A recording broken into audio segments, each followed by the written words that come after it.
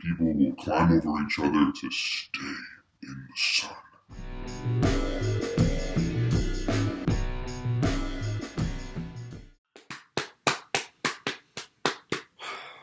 The Dark Knight Rises. We are finally here. We have arrived at the third and final film in Christopher Nolan's Dark Knight Trilogy.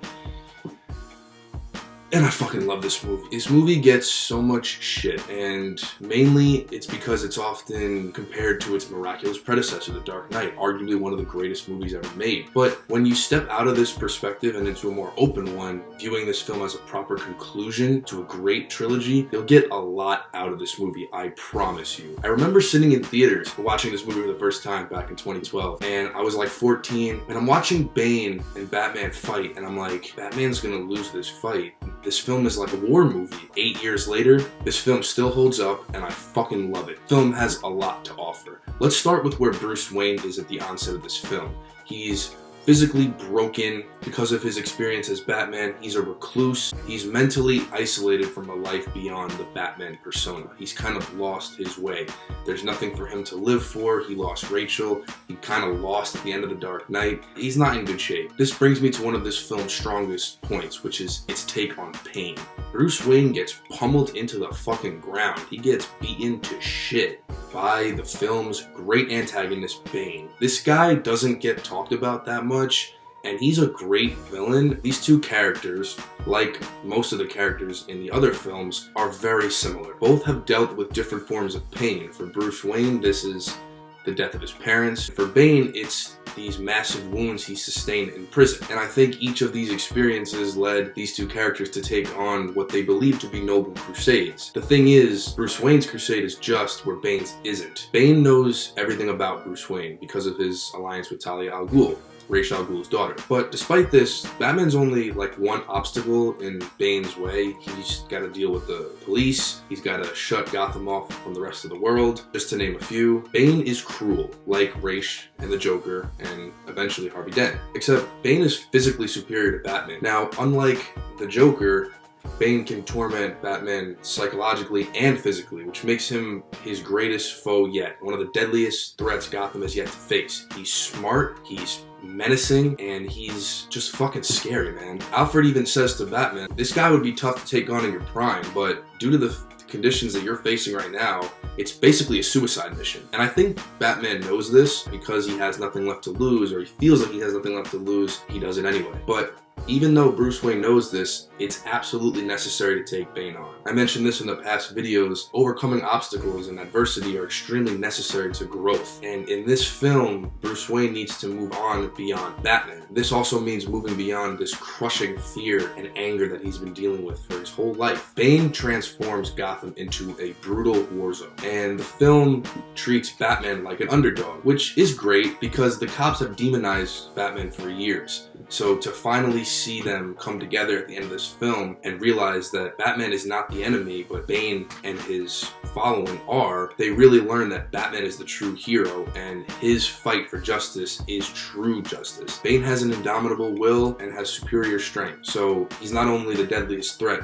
to Batman, but the deadliest threat to Gotham itself, especially his adherence to the League of Shadows destined to destroy Gotham. Bane can really do what the Joker and Dent couldn't do because of his following. He has people willing to die for his cause. That first scene when he's hijacking the CIA plane, and he's like, no, they need someone to see in the fire, and the guy does it without even really thinking. Because of that, you know that this guy is going to do some serious damage to Gotham. Like the Joker, Bane represents something that Batman could have become, because the Joker and Bane are both willing to die for their causes. Remember that scene in The Dark Knight, Batman and Joker playing this like game of chicken? Joker was willing to die in that moment, and Bane is also willing to die. But by the end of this film, Bruce isn't willing to die for the Batman cause, and this is what separates him from Bane and his following. I love Bane. He's fucking awesome. It just makes it more interesting when a character, not only a physical threat, but also a threat to like your ideological well-being. Batman and Bane's first fight tells us a lot about our hero. Bane doesn't want to kill Batman because he realizes that he's not afraid to die, so he wants to torment him and torture him. He wants to break his spirit, not only his back. Therefore, he needs to cripple Batman so that he can't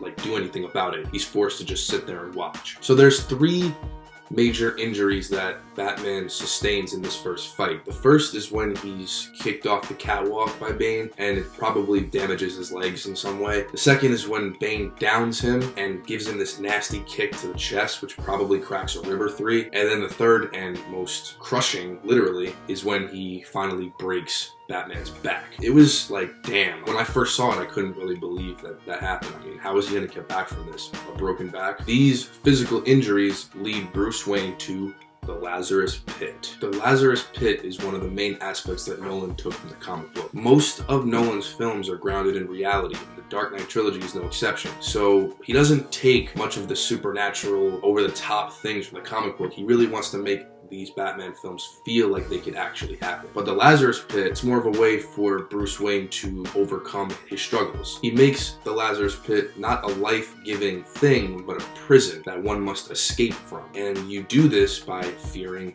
death. To climb out means that you have to basically be willing to, if you fall, you're gonna die. I think one of my favorite scenes in this film is when Bane takes Bruce to the prison and he's talking to him. He has this monologue where he's like, there's no true despair without hope. People will climb over each other to stay in the sun. I love that shot. It's so fucking scary, and it's just awesome to hear him talk like that. And Bane thinks that Bruce will lose hope in this prison, but unbeknownst to him, Bane actually gives Bruce Wayne a second chance at life. Go figure. So while he's in prison, Bruce learns how to become Batman again. He starts training, he learns how to overcome his fears with brains and brawn. You know, it's only after Blake comes to him and says, we need you, and I know who you are, and the boys' home that the Wayne Foundation was giving money to is not doing that anymore, and that's sort of the catalyst that gets him out of the house. This prison is very reminiscent of Batman Begins, when, you know, Bruce is learning the criminal underworld and he's training, but this prison is Bruce's ultimate triumph, regaining his spirit. He doesn't really have that at the onset of this film. The prison doctor explains to Bruce that fearing death is what makes life valuable, because it means that one is driven to survive instead of succumbing to demise in time. Without this fear or this impulse of the human spirit, as that doctor explains, death becomes imminently inevitable. And another great thing about this prison is that once Bruce finally escapes it, it allows him to leave behind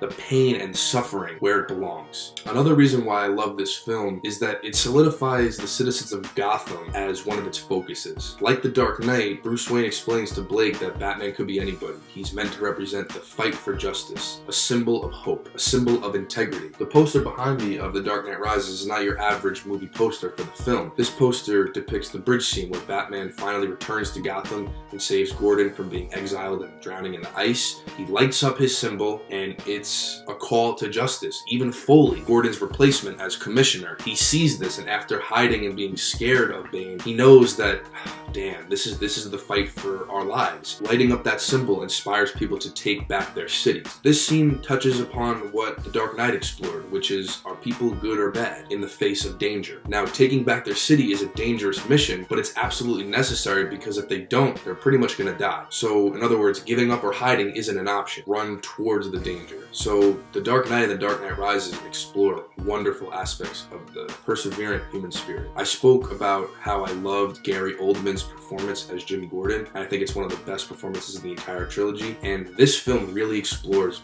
Batman and Gordon's relationship. When Bruce visits Gordon in the hospital after Gordon has a run-in with Bane, he's holding his hand, and they're talking about their journey in this. They're discussing the new problems that Gotham is facing. In hopes to keep their city just, these two men buried a lie. It was a noble one, but it was still a lie. And this almost directly led to resentment from the people who didn't benefit from this lie, like prisoners who were denied civil rights, like the possibility of parole because of the Dent Act. Once Bane exploits this, and the prisoners realize what they've had to endure because of Dent, their supposed hero, they're pretty fucking angry. Ironically, Bane frees these prisoners right after imprisoning Batman. After overcoming Bane, before seemingly sacrificing himself, Bruce explains to Gordon the basic structure of heroism, how it can be anybody, it just has to be someone who cares, which is doing the right thing no matter what, or who you are. When Bruce Wayne's parents die, all authoritative figures assure Bruce that his parents' killer would be found and be brought to justice, but Gordon is the only authoritative figure who assures Bruce Wayne that everything will be okay in time. He was just a beat cop back then, and He put his father's jacket over Bruce and comforted him. A low-level cop who would never have as much money as the kid sitting right in front of him does this for him because it's the right thing to do. Not to treat him like an adult and say, your parent's killer will be found, we're going to bring him to justice. No, it's comforting the child. This simple act is all it takes to help someone. Batman is barely in this film. This is absolutely a Bruce Wayne film. This film, like I said, it seeks to conclude this trilogy, but it also seeks to conclude Bruce Wayne's journey. Batman was always kind of a side character of sorts. I'd argue that Batman was in The Dark Knight the most out of all three films. This film, he's only in a few scenes. He's in a couple fight scenes, and he's mainly in the last scenes of the film. But leading up to that, it's about Bruce Wayne. Bruce Wayne dealt with all kinds of problems in the previous films. His parents getting killed, having his house burned down by the League of Shadows, losing Rachel, getting his back broken. These are all issues that Bruce Wayne dealt with, not Batman. Under the Cowl is a man who's just trying to figure himself out and trying to do the right thing despite so many negative things that have happened to him. He's struggling to live with paralyzing fear and anger. Without this, Bruce can finally be at peace. He can finally be at peace with his past and not have anything to prove to anybody. Gotham has a new protector once Bruce Wayne gives up the Cowl. It's the idea, again, that Batman will live on while Bruce can finally leave it behind. And I think that's one of this film's goals. It's a beautifully told story, and like I said, it gets a lot of hate, and it really doesn't deserve it. There's so many things that this film does right. Telling a good story about the human spirit is absolutely one of them. I think the length of this film and its themes are what people have a problem with. You know, this film is inspired by A Tale of Two Cities, where you have the rich and the poor kind of struggling to coexist, and the movie is really long, I'll give it that, but at not one point was I like, damn, this film is too long. I was on the edge of my seat the entire time. The three films are a complete arc, where Bruce Wayne begins with falling into a well and discovering the fear and the Batman persona inside of him, and ends with him climbing out of a prison, overcoming the same fears. It's fucking beautiful. It's poetic. In their lives, everyone will go through this sort of ordeal, albeit probably not as dramatic and cinematic as this one, because it's a film. The film also has a great score, like all the films, and I think this one has my favorite, especially Gotham's Reckoning and The Fire Rises. Hans Zimmer created this kind of chant, this rise tour. The cacophonous percussions on the tracks, like I just mentioned, really make you feel the weight and the tone of this film. This film is intense, especially in the final act, with the ticking clock aspect of the bomb going off, where the Joker's theme sounded somewhat distorted and malevolent. Bane's theme sounds hard-hitting and grand. This film feels very epic, and the score definitely contributes to that. The score really relays the despair that Gothamites are feeling in this film. I didn't really talk about Selina Kyle that much, or at all in this review. I think she's a great addition to the film, especially because she relates to Bruce Wayne as well. Like Bruce Wayne, she kind of wants to escape her past and live a